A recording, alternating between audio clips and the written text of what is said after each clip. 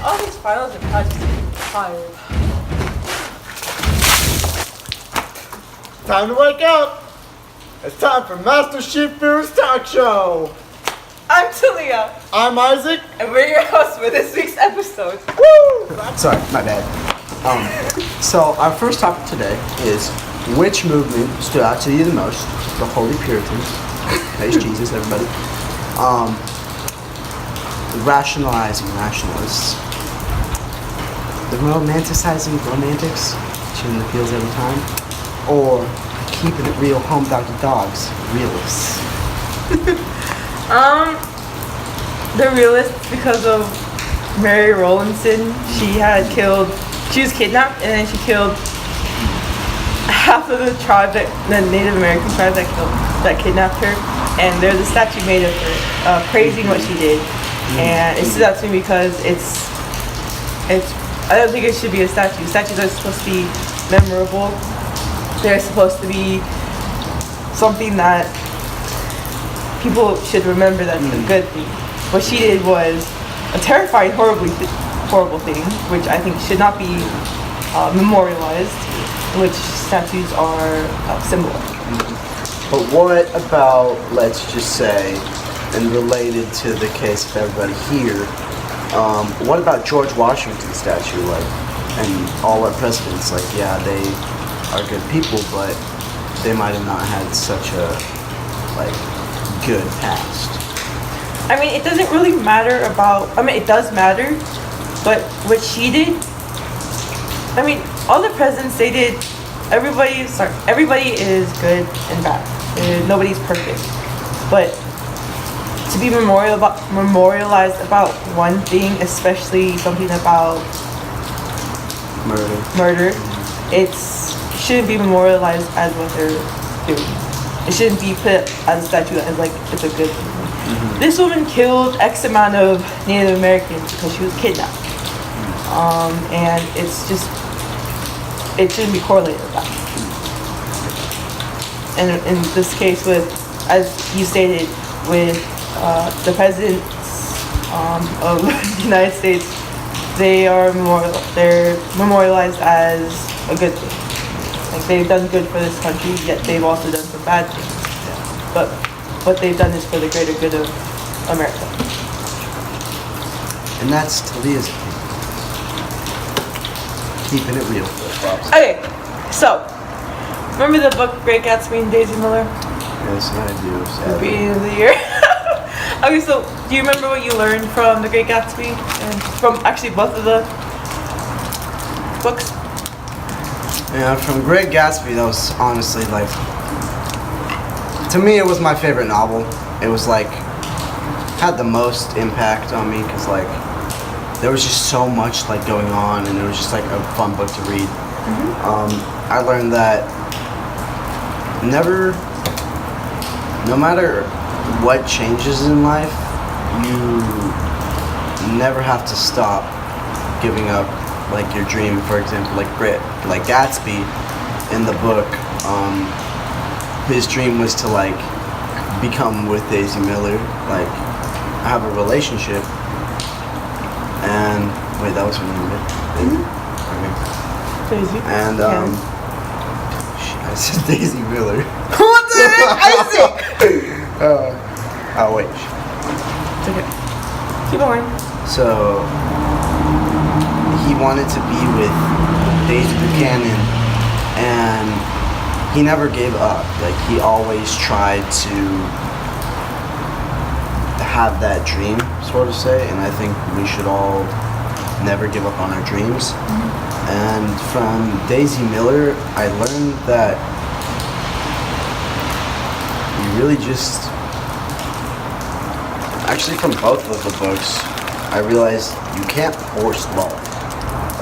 No matter what, mm-hmm. or no matter how hard you try, you can't force something that's not bound to happen. Daisy Buchanan Gatsby wanted to be with Daisy Buchanan, but failed. But in doing so, he never gave up on that dream. But it was just not meant to be, and you can't force love like that. And in Daisy Miller, you have a woman who is a coquette and just wants to be with every man in her sight, and that's just something you can't do, is force love, and it's just something that just has to take time. Do you think obsession also has to do with, well, in The Great Gatsby's, in Jay Gatsby's case, do you think obsession had to do a lot with his like wanting to control, wanting to get Daisy Buchanan's love? I think it did, but when you look at it, when you have such like, he had that one summer with Daisy Buchanan, and that was literally like the best time of his life, and I just think he felt happy in that moment, and it's like, I think we'd all do anything to be happy, no matter what, and it's just what happens, because life throws us curveballs and stuff we don't expect, but we just have to live with it. Okay. And so the next question is, what do you think, how do you think money and social class affects one's dream? To me, it affects someone's dreams because if you look at it, in today's society, we have a higher class and a lower class.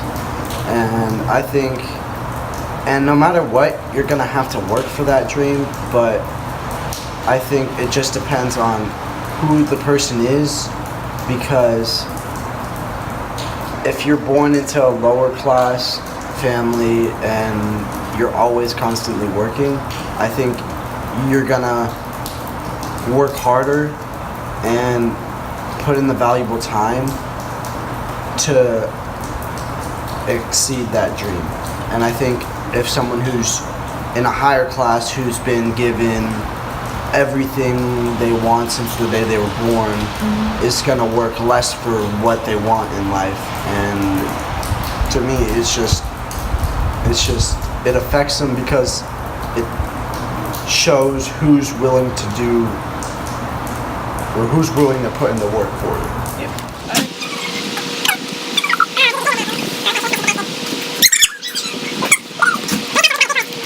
Yeah, happens, dude. Alright, let me just hold this while you talk. So, oh, and by the way, our video beats everybody else's. Miss Sheaf, I know this one's your favorite. Just because, you know, it's me and Talia. Dynamic duo. Alright, so back to the talk show. What about the dilemmas of conformity and life struggles?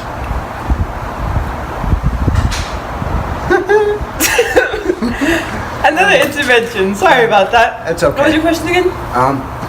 What did you learn about the dilemmas of conformity and life struggle through Blackboard? I learned that almost everybody. That's my pizza slice. This is mine. Okay, anyways.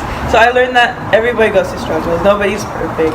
And through Blackboard. Sorry, you go.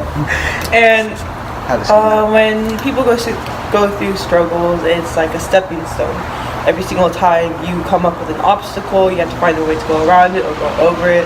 You can't just full on go through it because it's going to stop you. Like you in rugby. Just ram through people. Yes, but sometimes it doesn't work that way, and you have to. If it doesn't work one way, you have to go another. So that's what I think about conforming life struggles. Black boy. Sounds good. How do you think one's perspective would be changed through Catcher in the Rye? Like, how do you think it would affect one's perspective on the world?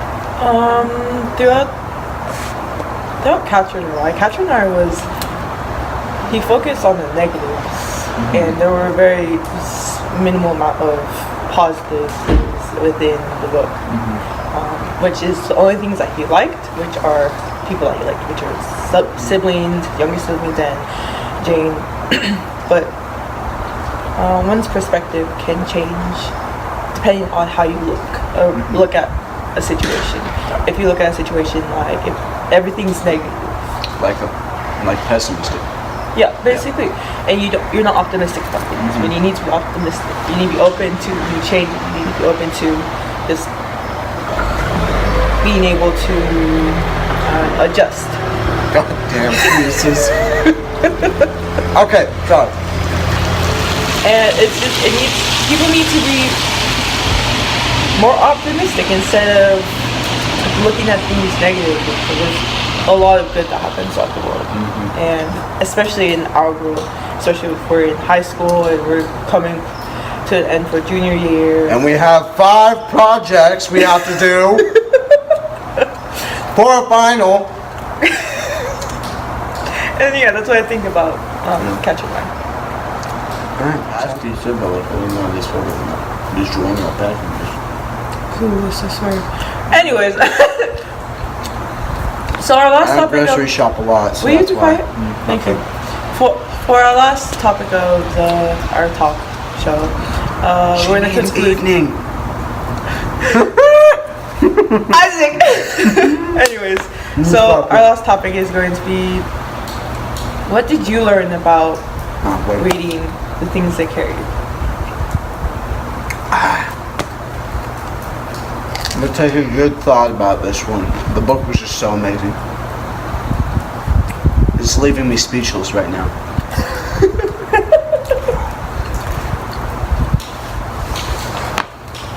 What did I learn from reading the things they carried?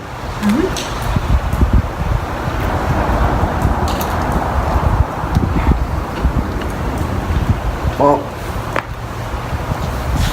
to me, that was The Great Gatsby and that book were my 2 favorite books that we read this whole year, and guaranteed I don't like reading whatsoever. So for me to say that is pretty cool. And I just think what I learned is that people who go through war and have experienced what war is like is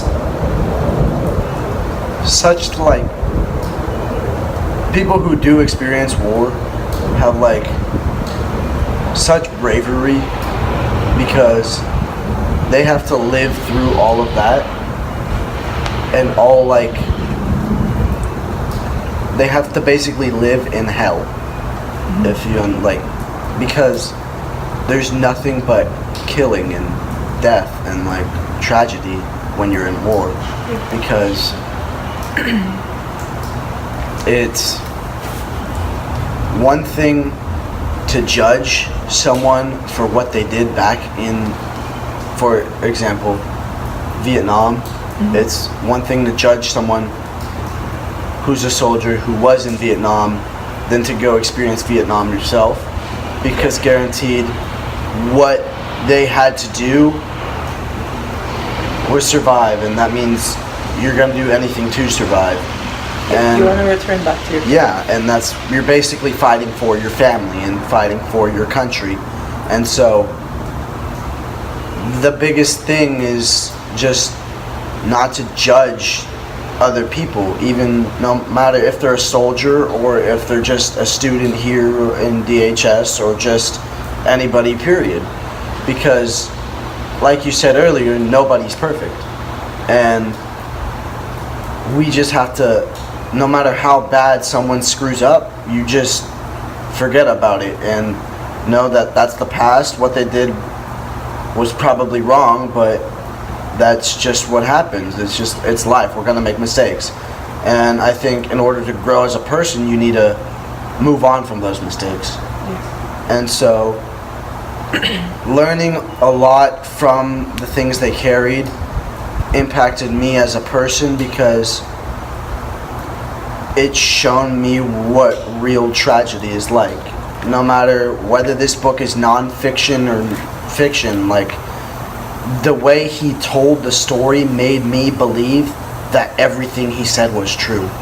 no matter what kind of story this is, because that's what an author is supposed to do. He's supposed to make you believe what he's writing about is true. And I think it's just the way he wrote this book, and the things I got from it were just amazing, because he's just an amazing writer. And hopefully one day, if he's still alive, I would like to meet him, and it would just be cool, and thank him for writing such a great piece of literature for someone who doesn't like literature. But, yeah, I just want to say thank you to him, because he's a great author, and I feel for him because his experiences were just so tragic that he was able to tell us what he went through, and we all as a class, we believed it. Like, yeah, he might have told us that some of it wasn't true, but 90% or literally almost 100% of the book was believable. Yeah. Because of how good he was able to tell it. So thank you. Isaac, I'm Celia. this was Mr. Sheaffu's talk show. Stay tuned for next week's episode. Don't forget to like and subscribe down below. Peace. Girls, what y'all trying to do? 24 karat magic in the air. Head to toe so clear. Look out. Take one. Man, all these finals are probably just getting me so tired. Well, brought to you by Home Depot.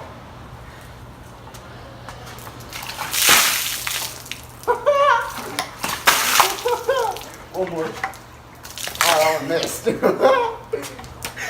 up! Well, that's a wrap. See y'all later.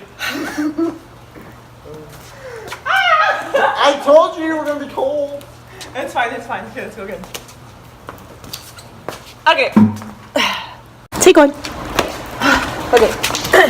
Andy, Thank you. that was mine. No, it's not. You can keep that little one on there. I don't want it. You take that one. Okay. I have a fun size snippers. Anyways. Can I eat this one? Sure, go ahead. Wait, no. Yeah, I know this one. But I don't like Milky Ways. I don't take that. Okay. Anyways. So, our next topic of the day is Oh crap. Isaac! Sorry, I didn't know we were starting.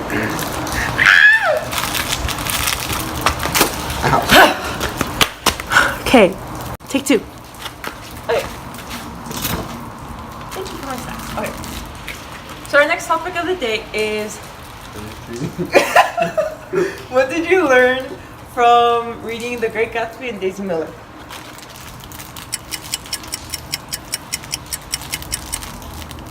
I didn't finish reading.